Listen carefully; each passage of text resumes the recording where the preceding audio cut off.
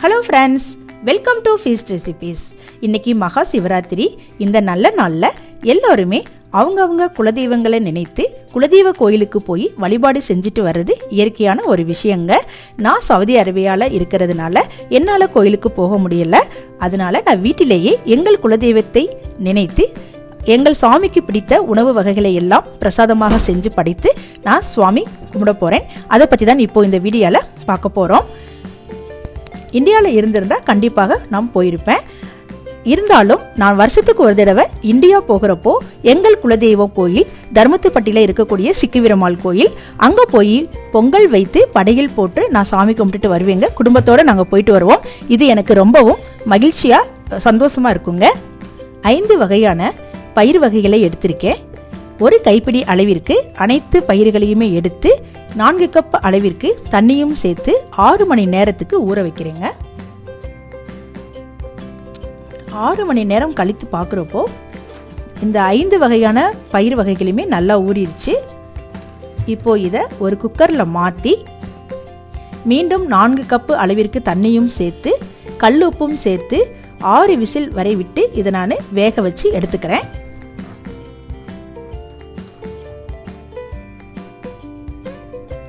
அடுத்ததா 2 கப் அளவிற்கு சிகப்பு அவல் எடுத்து இதையும் நல்லா கழுவிக்கிறேன். நான் கழுவி இந்த மாதிரி எடுத்து வச்சுக்கிறேன்.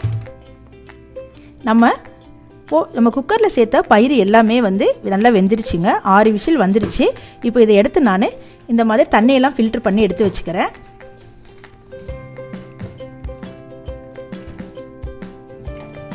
பயிர் நல்லா சாஃப்டாக வெந்துருச்சு. இப்போது ஒரு கடாயில் கொஞ்சமாக எண்ணெய், நல்ல எண்ணெய் சேர்த்து கடுகு, உளுந்தம்பருப்பு, கறிவேப்பிள்ளை,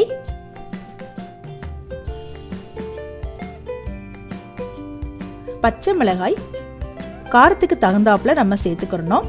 அடுத்ததாக 2 மீடியம் சைஸ் உள்ள பெரிய வெங்காயத்தை சின்னதாக கட் பண்ணி சேர்த்துருக்கேன். இது எல்லாத்தையுமே நல்லா நம்ம கலந்து வதக்கி விட்டுறலாம். ரொம்பவும் பொன்னிறமாக வதங்க வேண்டியது இல்லைங்க. இந்த அளவுக்கு வதங்கினா போதும். இப்போ நம்ம சால்ட்டு சேர்த்துக்கிட்டாச்சு. 1 ஸ்பூன் மஞ்சள் தூளும் சேர்த்துக்கிறணும். கொஞ்சமாக பெருங்காயத்தூள் இதுவும் சேர்த்து இப்போ எல்லாத்தையுமே கலந்து விட்டுறலாம்.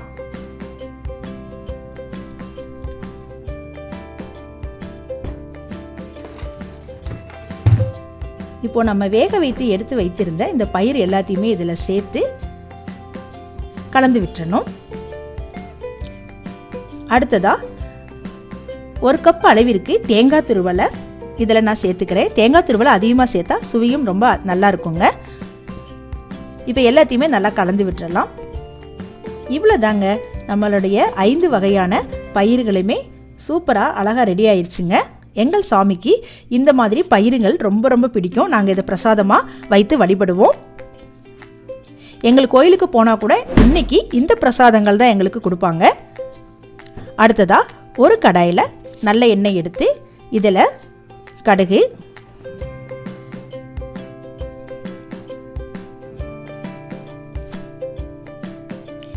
கடலைப்பருப்பு 2 ஸ்பூன்,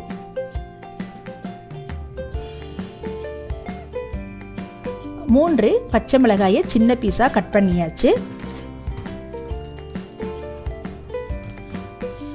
2 ஸ்பூன் அளவிற்கு எள்ளு சேர்த்துக்கிறணும்.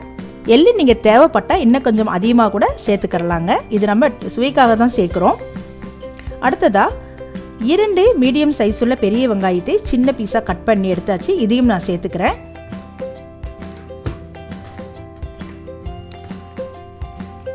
இரண்டு கப்பு அவல் எடுத்து ஊற வச்சதுனால 2 மீடியம் சைஸ் உள்ள பெரிய வெங்காயத்தை எடுத்துக்கிறோம். இப்போ இந்த மாதிரி நல்லா வதக்கிக்கிறணும். அடுத்ததாக நம்ம ஊற வைத்து எடுத்து வைத்த அவலில் வதக்கின இது எல்லாத்தையுமே நம்ம சேர்த்துக்கணுங்க.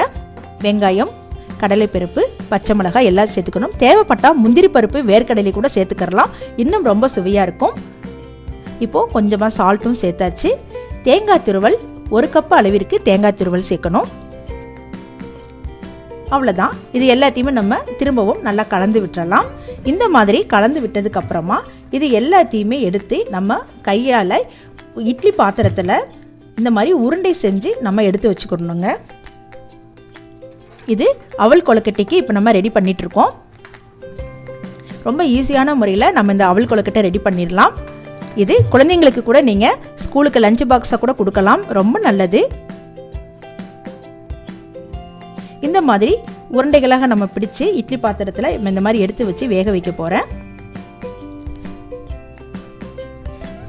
இப்போது எல்லாத்தையுமே உருண்டை பிடிச்சாச்சுங்க. இட்லி பாத்திரத்தில் ஏற்கனவே கொஞ்சம் தண்ணி ஊற்றி அது சூடானதும் நம்ம உருண்டை பிடித்து வைத்திருந்த அந்த அவல் உருண்டைகளை எல்லாம் இதில் வச்சு ஒரு 5லிருந்து 6 நிமிஷத்துக்குள்ளே இது சீக்கிரமாக வெந்துருங்க. இந்த மாதிரி வேக வச்சு எடுத்துக்கலாம். நம்ம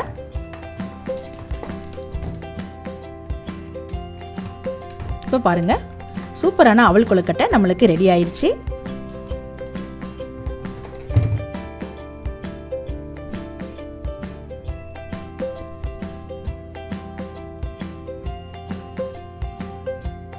அடுத்ததாக சக்கரை பொங்கல். இதுக்கு இப்போ பேரிச்சம்பழம் சேர்த்துருக்கேன். சக்கரை பொங்கல் நான் ஏற்கனவே என்னுடைய சேனலில் லிங்க் இருக்குது, நான் அதை கொடுக்குறேன் பாருங்கள். நான் சக்கரை பொங்கல் 2 தடவை செஞ்சு காமிச்சிருக்கேன். இப்போ அதே தான், பேரிச்சம்பழம் சேர்த்தாச்சு, தேன் சேர்த்து பேரிச்சம்பழமும் தேனும் கலந்து நம்ம சக்கரை பொங்கல் செய்கிறப்போ நாங்கள் கோயிலெல்லாம் இப்படி தான் செய்வோம். ரொம்ப சுவையாக இருக்குங்க சக்கரை பொங்கல். இப்போது தேன் சேர்த்ததுக்கப்புறமா கொஞ்சம் நேரத்தில் ஏலக்காய் தூளும் சேர்த்து உலர் திராட்சை, முந்திரி பருப்பு நெய்யில் வறுத்தது இது எல்லாமே சேர்த்து நம்ம நல்லா கலந்து விட்டுடலாம். சுவையான சர்க்கரை பொங்கலும் ரெடி.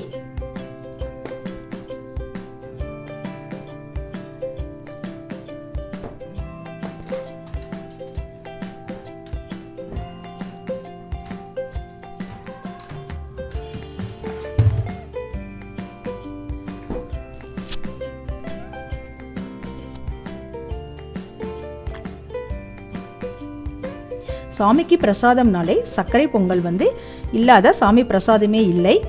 அதனால் சர்க்கரை பொங்கல் எந்த கோயிலுக்கு போனாலுமே நம்ம முதலாக இனிப்பான சர்க்கரை பொங்கல் செய்வது ரொம்ப வழக்கங்க. எல்லா தெய்வத்துக்குமே இந்த சர்க்கரை பொங்கல் ரொம்ப உகந்தது, ரொம்பவும் பிடித்த ஒரு விஷயம். இப்போது நான் சாமிக்கு தீபம் ஏற்றியாச்சு. எல்லா சாமி படங்களுமே வீட்டிலேயே வைத்திருக்கோம். எங்கள் குலதெய்வமான சிக்குவீரம்மாள் சாமிக்கு எலுமிச்சம்பழம், மல்லிகைப்பூ, காதோர கருகமணி ரொம்பவும் உகந்ததுங்க. இன்னைக்கு காலையில் விநாயகர் பூஜையும் நான் செஞ்சுட்டேன். விநாயகருக்கு உள்ள பிரசாதங்களும் இங்கே இருக்குது. இப்போது எலுமிச்சம்பழம் தான் இருக்குது. இந்த ஊரில் மல்லிகைப்பூ கிடைக்கிறது இல்லைங்க, அதனால் என்னால் மல்லிகைப்பூ இங்கே வைக்க முடியல. இப்போது வாழை இலை வைத்து எல்லா ஐட்டமும் எடுத்து வச்சாச்சு. பழங்கள், வாழைப்பழம், தேங்காய்லாம் எடுத்து வச்சாச்சு. இப்போ நான் செஞ்ச பிரசாதம் சர்க்கரை பொங்கல், பயிறு, அடுத்ததாக அவல் லட்டு, அவல் கொழுக்கட்டை, இது எல்லாமே இப்போ எடுத்து வச்சிட்ருக்கேன்.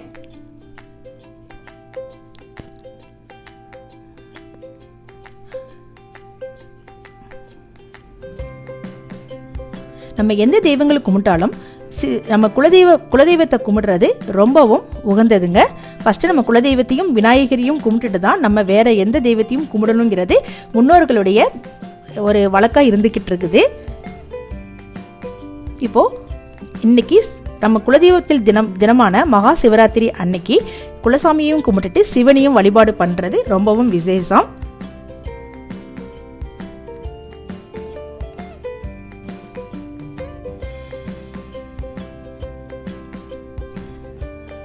இதில் வெத்தலைப்பாக்கு எங்களுக்கு கிடைக்கல, அதனால வெத்தலைப்பாக்கு நாங்கள் வைக்க முடியல. மெயினாக சாமிக்கு படையல் போடுறப்போ வெத்தலைப்பாக்கு வச்சு தான் படையல் போடணும், தாம்பூலம் வைக்கணும். இங்கே கிடைக்காததுனால தான் நான் வைக்க முடியல.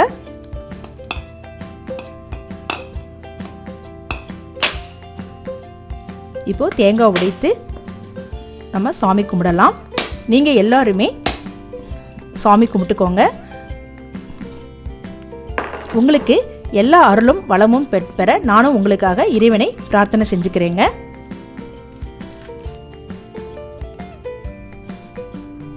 எல்லோரும் வாழ்வில் நலமாக வளமாக இருக்க வாழ்த்துக்கள்.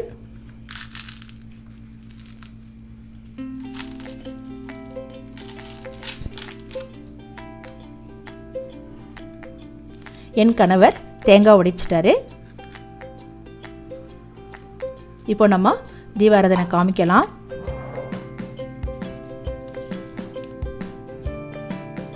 எல்லோருமே மனசார பிரேயர் பண்ணிக்கலாங்க. இந்த வீடியோ பார்த்துட்ருக்க உங்களுக்குமே உங்களுடைய வாழ்வில் நலமாக வாழ என்னுடைய வாழ்த்துக்கள்.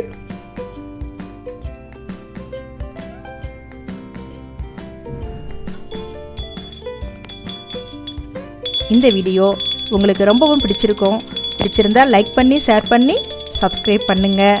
மறக்காமல் தொடர்ந்து என்னுடைய வீடியோக்கள் பார்க்குறதுக்கு பக்கத்தில் இருக்கும் பெல் பட்டனை ப்ரெஸ் பண்ணுங்கள். இது போல் அடுத்தும் நல்ல வீடியோக்குள்ளே உங்களை நான் மீட் பண்ணுறேன்.